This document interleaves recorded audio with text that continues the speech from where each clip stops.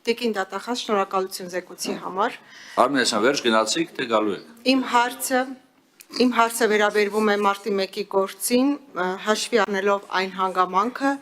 որ հասարակությունը մեծ հետաքրքրություն է ցուցաբերում այս գործի նկատմամբ, չեմ թաքցնում, ինձ եւս շատ հուզում է այս գործը, կխնդրեմ ներկայացնեք այն, ինչ ընթացքի մեջ է։ Վերջ, խնդրեմ։ Քնքլյան, մենք առանձին հատված ունենք հաղորդման մեջ, որը մարտի 1-ի առանձին կետերով նշված է, թե վերջին իմ հաղորդումից, նախորդ տարվա հաղորդումից մինչ օրս ինչ է կատարվել։ Ուղղակի թվարկեմ, նաև կա հաղորդման մեջ։ Առաջին հերթին Վճռաբեկ դատարանի որոշումը, որը հրապարակվեց, դրա հիման վրա մեղադրանքի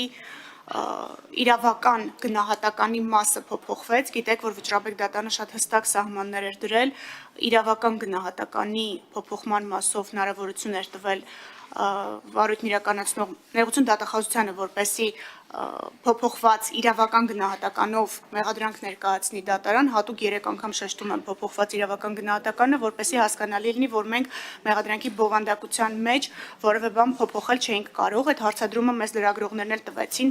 մեղադրանքը նույնն է, մենք նորից ենք պարզաբանել, որ մեղադրանքի բովանդակությանը դատարանները, բարձր դատարանները, ոչ սահմանադրականը, ոչ Վճռաբեկը թույլ չեն տվել անդրադառնալ։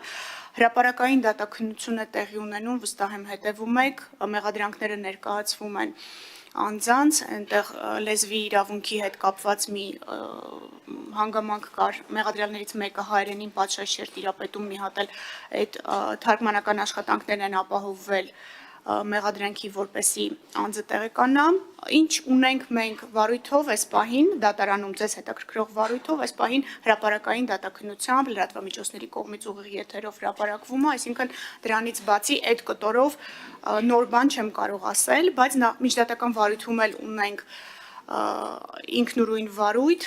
որտեղ մի շարք ուղղություններով քննություն է իրականացվում եւ կարծում եմ, որ հաջորդ հաղորդման մեջ արդեն միջդատական վարույթով էլ ձեզ ասելիք կունենամ, այս պահին դատարանում գտնվող վարույթն է այն բոլոր մանրամասներով, որը ուղիղ եթերով հրապարակվում է, այդտեղ նորություն չունեմ ասելու։ Չմոռանաք հավանել տեսանյութը եւ բաժանորդագրվել Civic AM-ի YouTube-յան էջին։